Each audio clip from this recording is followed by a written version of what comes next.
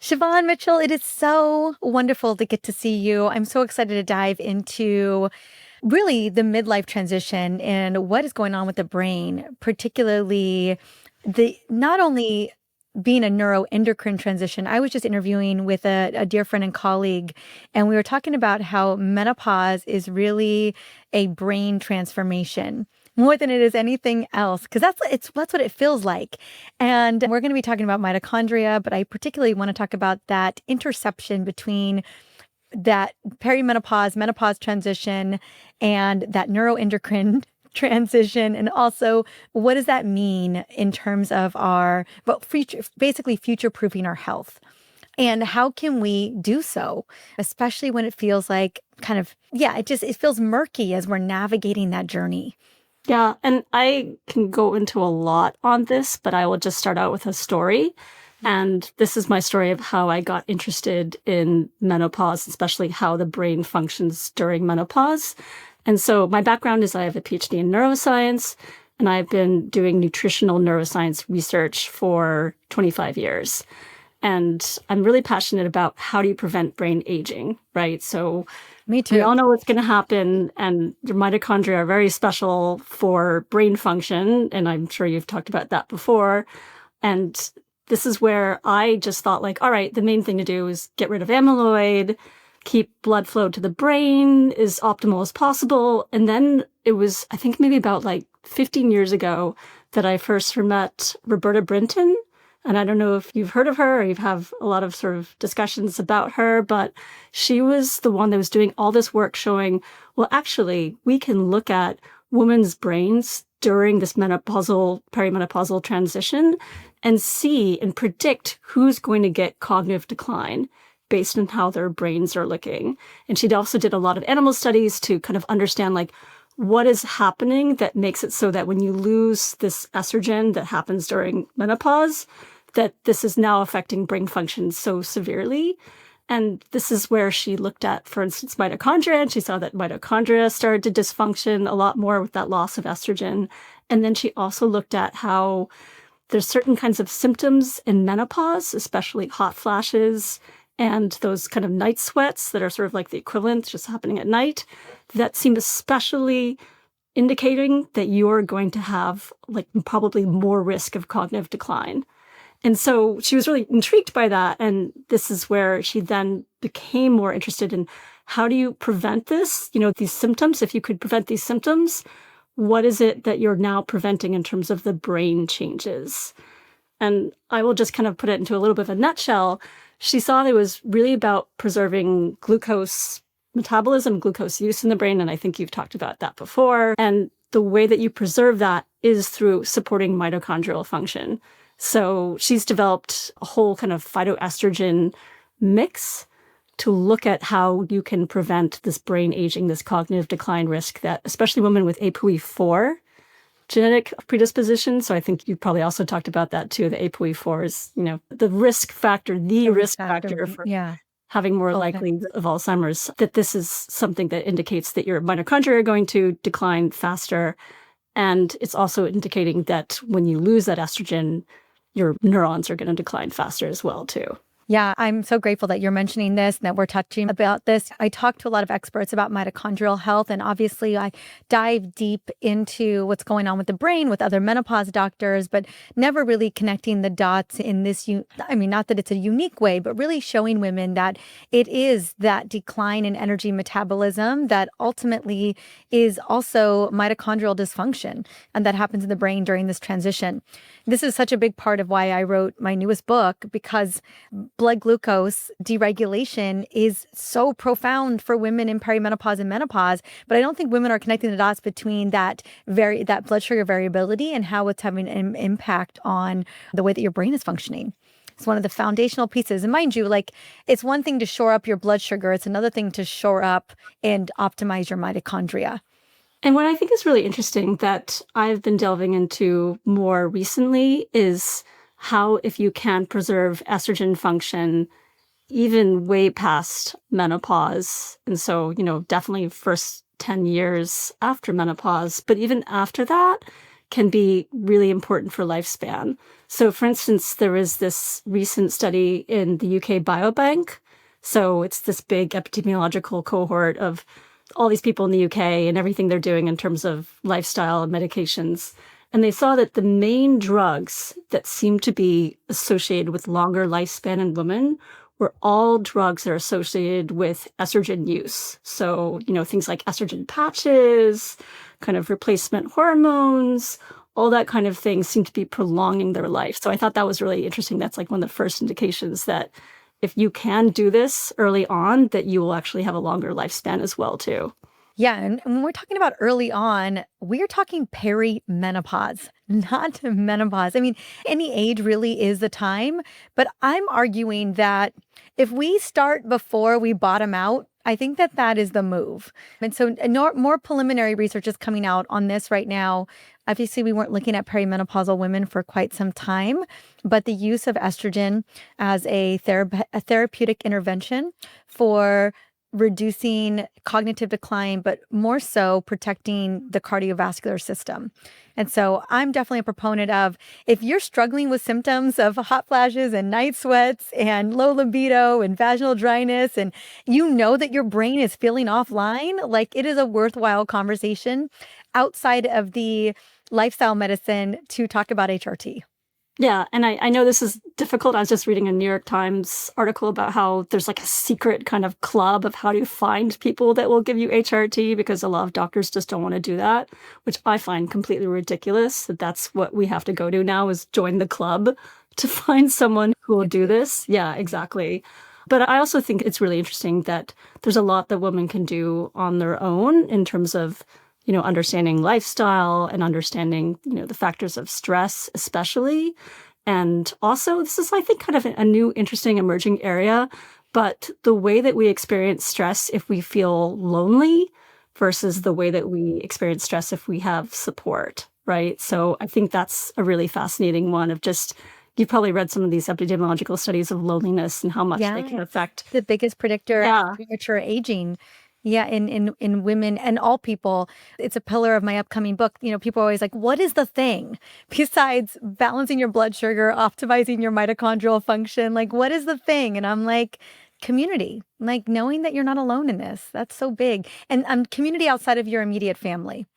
Oh, really? You feel like so the immediate family is maybe not always the best solution to loneliness? That's fascinating. It was a kind of one of the biggest longitudinal studies done from Harvard. It was an 80-year study, and they looked at what was the number one predictor of a healthful life, or, basically longevity. And it was connection, but it was connection not just with your nuclear family, but people outside of your family. And really what they walked away from in the research was that having people that you could turn to that you knew that you were not alone. And this was friends. These were friends. These were people in your community that you could call on when you were really struggling with something.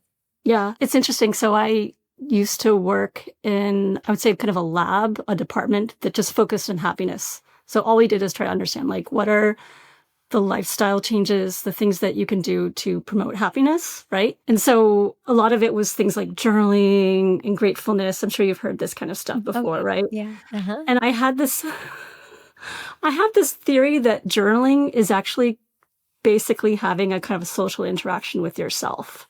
Oh, you know what I mean? Yeah. Yeah. I think about, I've talked about this on the show and on stages, and I always think about joy as being spontaneous. And like, how can we create more joy in our life? And one of the number one ways that we spiral, like if we want to spiral more joy, it's gratitude. Gratitude opens the door. When we're in this perpetual state of being grateful, we're more aware of these moments of spontaneous joy. When I tune in to when I'm my most happiest, like when I'm feeling alive and I'm just like pleasure stacking, doing all the things I love to do, it's almost always with the people I love to be with. Besides my son and I'm hopping off of this, I'm picking up my son, and we're driving to Disneyland after this to go do Halloween Disney. That's great. But it's my friends, it's the barbecues, it's the going to the beach together, it's all having a play date, it's walking in the stand, it's getting to do things with the people that I love. But often it's my girls, it's my girlfriends, my besties, my book besties, my workout besties.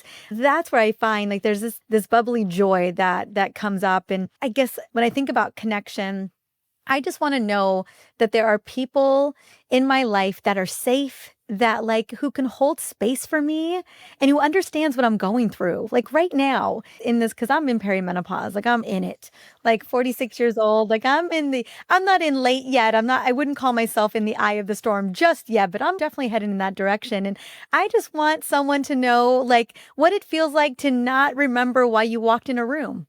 Like you just get there and you're like, why am I here? Like I have no idea. Or I can't tell you how many times I'm at a dinner table and everyone's just finishing each other's sentences because we're forgetting words, right in the middle. So it's just nice to know that we're all in it together experiencing early dementia. No, I'm kidding. I'm kidding. But, it can feel like that sometimes. That's why For you me, need to this take is my cue, everybody. yeah, everyone take MitoQ for dementia for sure. But what I'm kind of curious about is that I myself feel like I'm an introvert. So when I read this kind of stuff about like, oh, I need more connections outside of my family and all that, like it actually puts a little bit of pressure and stress on me, right? I'm like, oh my God, I have to go and like make a friend or whatever. What do you suggest for that kind of thing? Yeah, I talk about this in that chapter.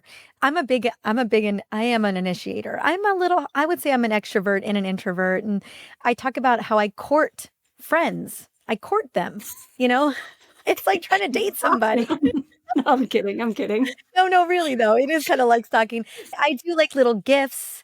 I'm the one who will book the coffee date. I'm usually I like the follow through person. If you really, I mean, I think especially in midlife, after if you've raised kids and they're all gone and like it's the easiness of making friends, it's not there. And so I say one, like look at friends that are maybe more casual friends. Can they be upgraded? That's number one. Number Mhm. two, decide you're like, you know what, friendships are worthwhile. I'd like to have more of these connections and relationships in my life. Is there anyone I can upgrade? Maybe there's a friend that we used to be super close, but life has happened. And, I just want to reach out and say, hey, you were on my heart this week. I was thinking about you, and I know we haven't spoken in a while, but I just would love to know how you're doing. Would you be open to jumping on a call and just catching up? It can be easy as sending a text message like that. And then if there are maybe colleagues or maybe someone that you always see at the farmer's market that you're intrigued by and you've had these kind of, casual conversations, but it hasn't gone any deeper than that. Maybe the next time you're at the farmer's market, you say, hey, you want to go grab coffee at, the local coffee shop and just see where it goes. In the pandemic, I had a huge friend group before the pandemic, into the pandemic, like we all kind of hunkered down together. And then on the back end of the pandemic, everyone moved. Everybody Mhm. moved. It was really sad for a minute there, and all of a sudden, I had no local friends. And then we moved, but we didn't move too far. We're in San Diego, La Jolla to Encinitas. And I have a little 4-year-old. He was 2 at the time where I was like, I gotta go and make new friends. Like right now, like I need to start making friends. And over the last 2 years, I've cultivated some of the bestest of best friends that I have. Maybe because I'm cultivating them, particularly in midlife. And there's something about that kindred spirit of us all going through it together that makes it really rich.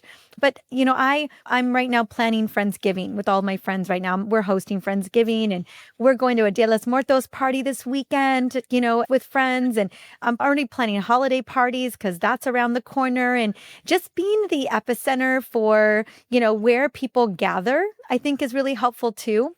But I can't tell you how grateful I am in just 2 years cultivating all of these new, beautiful friendships that have just added richness to my life like never before.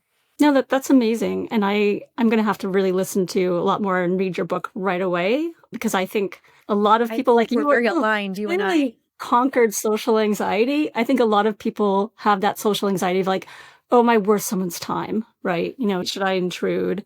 And actually, this is going to get a little bit sciencey nerdy. Yeah. I started looking at how mitochondria might be responsible for a lot of social anxiety. And it looks like mitochondria can be. something very instrumental in the way that your brain experiences social anxiety, which I thought was incredible.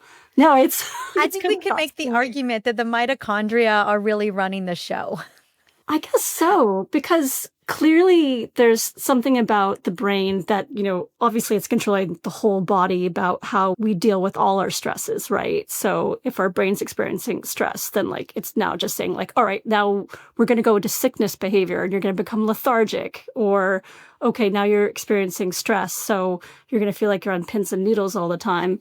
But this was interesting research. I just want to quickly mention it because you can look at, for instance, in animal models, these sort of almost innately anxious types of animals, like, right? So you can kind of look at how they behave from a very early point in life and see that they're like very, very stressed out, and stressed out, especially when you introduce them to another animal.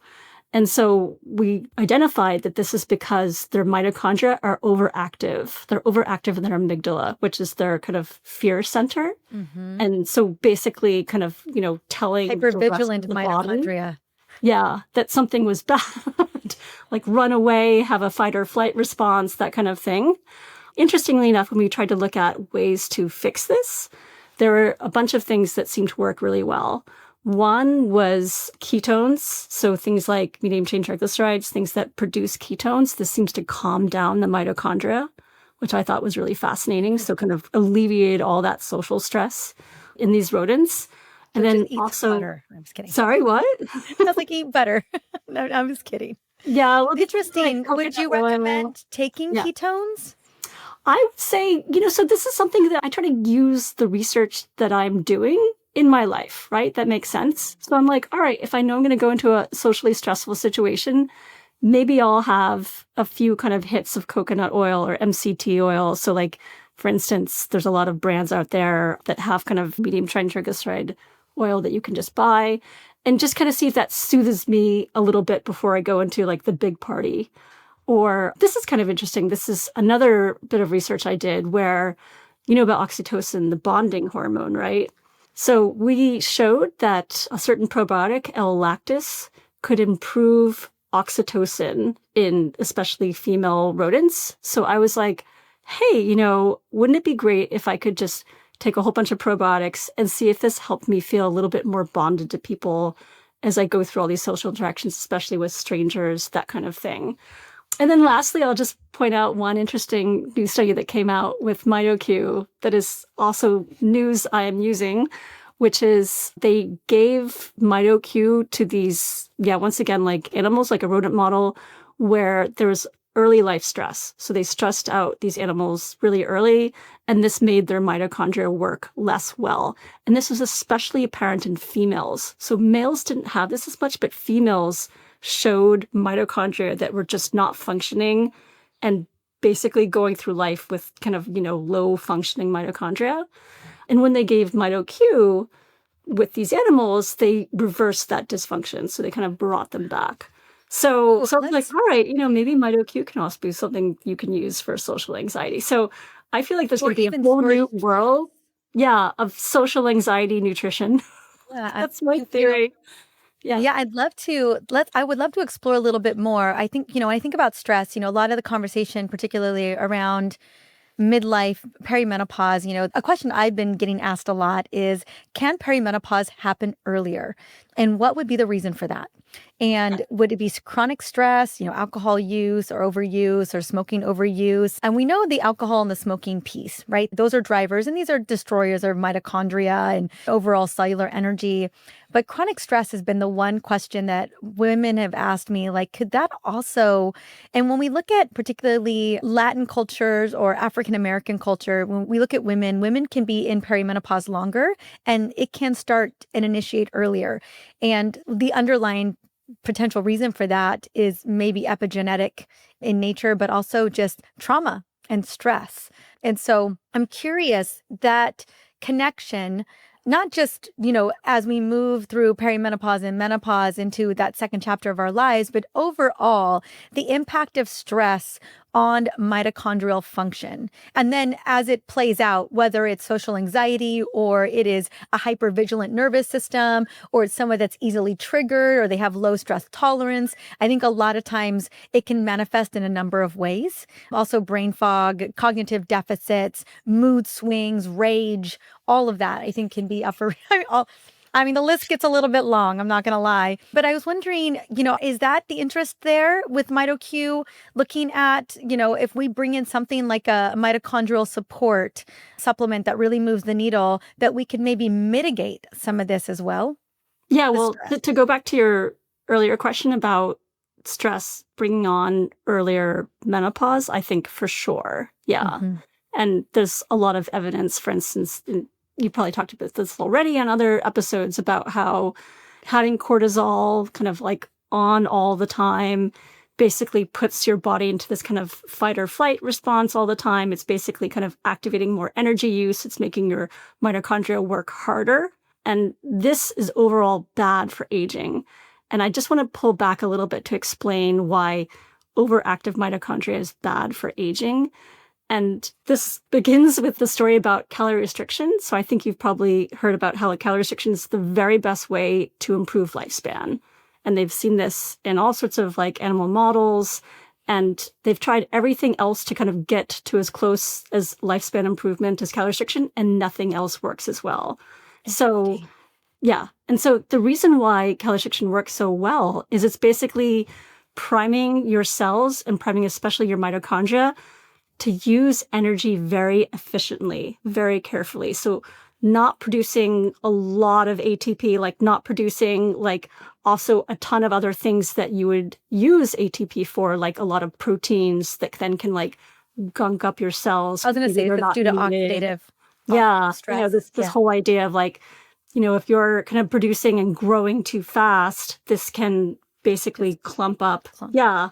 Your cells and you have a lot of so what I'm looking for, I wouldn't call it debris, but like in order to run these processes, you're going to have garbage on the back end. Yeah. Just literally like things like amyloid, like why are we amyloid plaque, so much amyloid? Proteins, just a lot of it's leftovers. You have overactive cells, and we know that, for instance, in obesity, especially when you have too much energy available, that you get these kind of overactive mitochondria that are also producing energy and oxidative stress at much higher levels. And these oxidative stress mechanisms can also bring on faster aging through inflammation and things like that.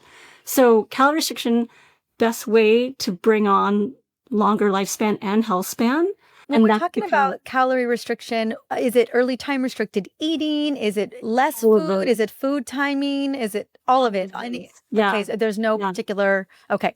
All of those really help. They prime the mitochondria to use energy efficiently. They prime your cells to just make exactly what you need and also recycle better, right? So all that autophagy, so that cellular autophagy. Is happening more. So that's all great. So calorie restriction, great. Okay, all right. And so let's keep doing our early time restricted eating. Maybe no snacking in between meals. I will tell you though, like I appreciate that's really hard to do. So then, I get research. Well, I think I'm always looking at like what would be the easiest way to do this. And the thing that I always tell my patients in my community is try to eat dinner a little bit sooner in the evening if you can, and then shut it off. Like, I was with a friend of mine. I was actually just having this conversation on an IG Live today. I was with a friend of mine in Austin a couple days ago, and he dropped, and mind you, this is a guy. He dropped 12 pounds in a month. And I was like, what?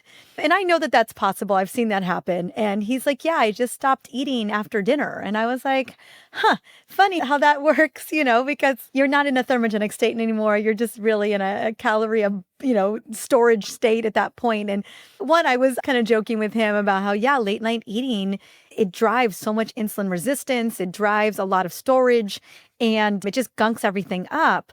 But then also, wouldn't it be nice to be a man to just stop eating at night and just magically lose 12 pounds? Like, I thought that was hilarious. Yeah, so easy, right? Yeah. So see, this is where I am much more of a fan of calorie restriction mimetics. Some of them have been fairly famous, like resveratrol, but MitoQ is also something that goes in those same pathways as calorie restriction does. So things like activating AMPK, Hmm. inhibiting mTOR, which is, I think probably you've heard before about how rapamycin is another big Big one for that. lifespan kind of Yeah. extender. And so this is the main action of it. And so I'm a big proponent of those. And I think they're really especially important for ovarian health because we know that obviously the ovaries are the first organ to basically fail in our bodies, right? So they need help really early on with that kind of same sort of pathways that you can turn on. And then the other thing that I want to point out is that when you have stress, you are having the opposite of calorie restriction because you are having that revving Body's up having to rev of up. energy use. You are making it so that you are trying to like build up a lot of kind of resources and you're not using that very well. So things like heart rate variability, I think is a great indicator, for instance, of sympathetic sort of stress that you're having that you can kind of see in this kind of very easy way of like, all right, if I'm having a lot of heart rate variability, like decreases lately, this is probably an indication that I'm having stress and also indication that my mitochondria are probably not working as well because all that revved up sympathetic activation is revving up your mitochondria. And we don't want revved up mitochondria. We want perfectly efficient mitochondria, like less oxidative stress, less inflammation. Agreed. I would love to know, with MitoQ specifically, because I know women are, there's obviously a lot of lifestyle levers that we can pull. And I feel like kind of based on my clinical experience over the last 17 years, what I have found is that we just need more help than the everyday lifestyle. Like lifestyle needs to be foundational. It Mm. has to be there. It's a non-negotiable. But for someone like me who's had a lot of trauma, who has complex PTSD, who has a hypervigilant nervous system just on default, I have just found that and I've had a lot of therapy, a lot of somatic and trauma-based therapy, and yet my nervous system just loves maybe it's safe on overdrive. I don't exactly know, but I just know that I need a lot of extra support, especially like in a season where like there's busy seasons where you're just needing I don't even want to look at my HRV this morning, to be honest. I flew from Austin and then got in a car and drove to Malibu and then got home by 9 o'clock yesterday. Like, I just know it's tanked, running myself into the ground with this book launch. And so I know a lot of women are feeling like that. They're feeling like they're in an extended season of just go, go, go.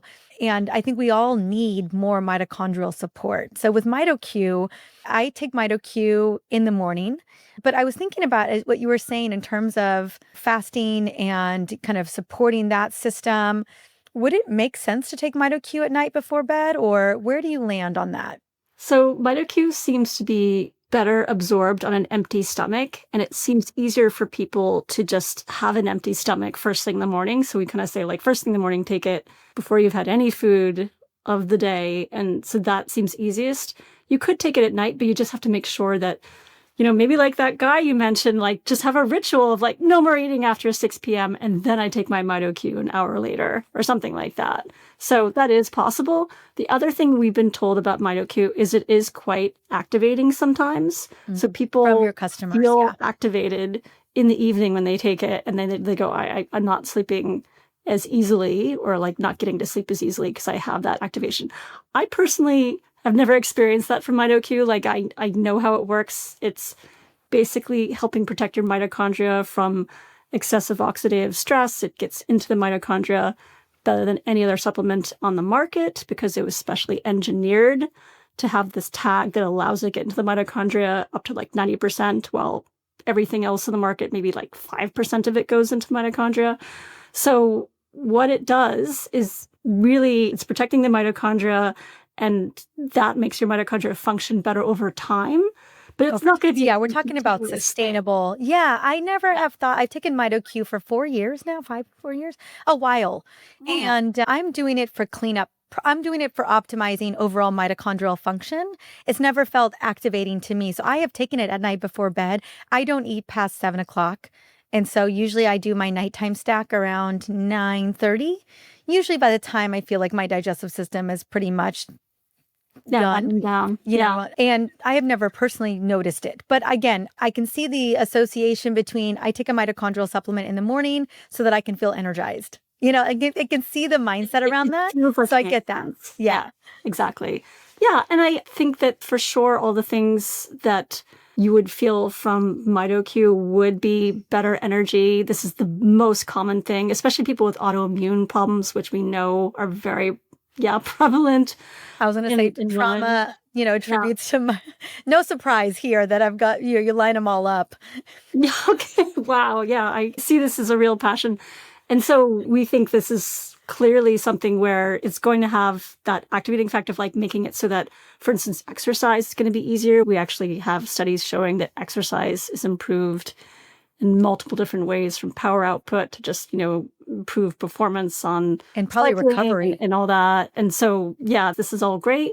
I think it's especially interesting that MitoQ has been shown to help people who are sedentary, so that don't exercise often, so that their vascular function is improved, so they're getting more blood flow to their muscles, which then can help make it so exercise feels easier. So I think, when you're talking about like women, they're so stressed out, it's hard to do all the things you're supposed to do to help with your lifestyle. Like something like this can maybe make it so that you have the energy Mm. and also the kind of feeling like, the workout might be easier and I'll have the energy at the end of the day. That's my big problem, is the end of the day energy. So sometimes when I travel and I don't get to take MitoQ because I am just You all over the feel it. place, Yeah. I can actually feel, the effects after a week of missing it, that like suddenly the energy at the end of the day is gone. So I think that's what I notice most. And I think everyone else has told me pretty similar things. Is that what you notice? Yeah, the thing that I notice and some of the benefits that I love about MitoQ is the brain, is the mental energy. That's Mm, where I think I struggle towards the end of the night, is I need the mental energy, that edge to get through. And when I'm not consistent, I notice mental energy. Also with travel, time zone jumping, I feel really worn down. And I find that MitoQ is really helpful for that, to kind of just feel like I'm able, like I just, I remember in my 30s, I would travel all the time and I was fine.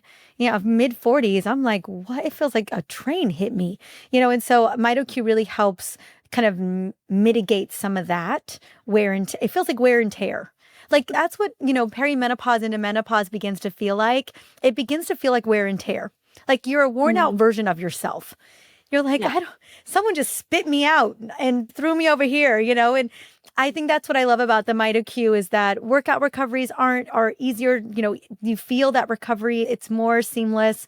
You don't feel so worn out. You don't feel so chewed up, and you have more mental energy throughout your day. That's how I would describe how it feels. Yeah, and I think this is where you're right. Like your energy and your kind of like overall body function can kind of go off a cliff very, very quickly. And you don't realize when that's starting to happen. But then, for instance, Carrie Moreau, she's a professor we work with on looking at how MitoQ can help with menopause. She thinks that there's certain areas of the perimenopausal transition, especially late transition, Yes. that are really important to kind of rescue your overall health, especially cardiovascular health. So she just Yeah, I call it recently, a metabolic interception. So our metabolic inflection point in late Mhm. perimenopause. Yeah. So she's got a lot of proof. For instance, like this was another study with MitoQ, that women who have late menopause, they're having cardiovascular function just fine, especially kind of like vascular function and blood flow, like nitric oxide mediated blood flow. Mhm. But if you're having like an early menopause, like that just all just goes off a cliff. Your vascular function goes down a cliff. And then interestingly enough, MitoQ was able to kind of bring it back from that cliff and bring it back to a vascular function that was kind of premenopausal in terms of the way it looked. So I thought that she was just like, this is what we kind of need. We need stuff that helps make it so that cliff doesn't happen as Yeah. severely. Yeah, Yeah. I mean, I think MitoQ is a big part of that. So for me, I just put on a new estrogen patch today. I'm not even in late peri yet. I take nitric oxide as a supplement. I have a family history of cardiometabolic issues. My sister had a stroke 2 years ago. She had a mini heart attack a year ago. She's younger than me, and so I'm on estrogen, I'm on nitric oxide, I'm on MitoQ, and there's other mitochondrial supplements that I'm taking as well to help support. So yeah, I mean, I'm trying to be in front of it. And Yeah. that's the reason why I was so excited to have this conversation of like, what can we do to get in front of this? even if maybe you are entering menopause. So I was being interviewed by Gabby Reese yesterday. And she didn't go into menopause until 55. And I was like, you're on the tail end. She was like, I was trying to stretch it to 60. And I was like, I would have loved to have seen you do that, because 55 is like at the end of, of what we consider to be that menopause window. Like you really took it to the max. I'm like, but I love that you were trying to take it even further, to past 55. But I don't know if I've ever met a woman who has gone into menopause after 55. I'm sure that there are women out there. I just haven't ever met them. I'm trying to get to 55. That's inspirational. Yeah, I am such a big fan of hearing that kind of stuff, because I am on the same sort of feeling of like, what can I do to help this? And, you were mentioning that you had some PTSD and you're probably, still kind of dealing with some of it. So you're probably aware that PTSD actually decreases your vascular function. And so what do you do about that? That's like a double hit when you do go through menopause, because you've already had a little bit of vascular sort of issues in terms of nitric oxide release because of the PTSD. And then it's going to get worse through perimenopause. I hate to say this again, but like there is a trial now going on with MitoQ looking for that in particular, of like how to improve vascular function in people who have had PTSD. And I think this is a whole area that is really fascinating about how, these kind of mental disorders, or just mood disorders are affecting our whole physiology. And we need to do something about that as well early on, so you can have like a better response. I'm kind of curious, did Gabby use any of these like kind of like hard hitting things? Like for instance, there's that rapamycin trial that's, showing to kind of delay menopause. It was mostly, when we talked about it briefly, it was a lot of acupuncture. It was more Eastern medicine, which I thought was really cool. And she just got on HRT. We were talking about this. I know I can share because we were literally on the podcast talking about this. It was really interesting. So yes, it wasn't HRT either that extended the reproductive longevity. I just think she was super dialed. So yeah, it'd be worthwhile. I'm going to have her on the show and I'm going to dive even deeper. Like, what did you do to get to 55? Like that's going to be the question, the magic question. I've got to go grab my little man, my little guy. And so I want to talk about where we can get MitoQ, because I hope that the through line, everything that we're talking about today, Siobhan, that women are very clear that this is the level of support that we really need to navigate midlife, but more importantly, to future-proof our health. Like your mitochondria are the key to that longevity. That's what all the longevity medicine is really based around, is trying to protect your longevity. And what if it doesn't have to be all this crazy biohacking stuff, like all the, I always majoring in the minors, that we could do this at home. And so I want everyone listening to jump on the train of, doing their very best to bring on lifestyle recommendations, lifestyle medicine for optimizing mitochondrial health. But like I had said earlier, we need more support than that. We're going to need more support moving through. I am happy to hear you're very on board with mitochondria, because I feel like it's been under-recognized for a long time. And I think because it's hard to measure, right? Because we don't have any easy clinical way to measure it. And I just want to quickly mention that there's now a bunch of ways you can measure mitochondrial function. So things you can do at your house, like, a blood spot card that you mail away, and then they tell you exactly how well your mitochondria are making ATP, how much oxidative stress they're making, things like that. And then even more simple things like looking at like lactate, pyruvate ratios. There's interesting studies showing that, like, this is kind of cool. I bet Gabby Reese would like this one, that we all know lactate is bad for, our overall function in terms of muscles, right? So if you get lactate buildup, you can't exercise as well anymore. And this is actually happening in the same kind of way in your brain. So lactate buildup in your brain, when you're using it like too much, you're kind of overextending it, is also making it so that you lose motivation and you kind of lose focus in that same kind of, way. So I thought was interesting. So measuring lactate might be a really good way of kind of seeing how much energy kind of disuse you're having. Yeah, if you want to measure a way of doing. Just to get back to your original question of like, how do you get MitoQ? So obviously you can go to mitoq.com, you can go to Amazon, you can even go to your doctor. A lot of doctors have like a special HCP version that is 20 milligrams and sort of like the powerhouse version. So yeah, those are the things that I recommend. And I would say just take it before you have any food. That's the most important thing. I love it. And I have a code. It's called it's Energized for 10% off. I'll have it in the show notes as well. And I will have the website in the show notes. So MitoQ, and then you're going to go use Energized for 10% off and like give it a 90-day trial. That's what I recommend. Like give it 90 days. This isn't, this isn't caffeine. This isn't something where you're going to feel it immediately. Like this is the long game that we're talking about. That's my recommendation. That sounds exactly right. It's just something that you're doing to support yourselves, supporting your mitochondria. There's even more evidence. Like even centenarians seem to be having what I would say like not overactive mitochondria, but just perfectly functioning kind of like easy balance mitochondria. So more indications that's what we want. Yeah. Thank you so much, Siobhan. It's such a pleasure. Okay. Thank you. Okay. Bye. Thank you so much for watching. Now, if you found this video helpful, give it a thumbs up and share your thoughts in the comments.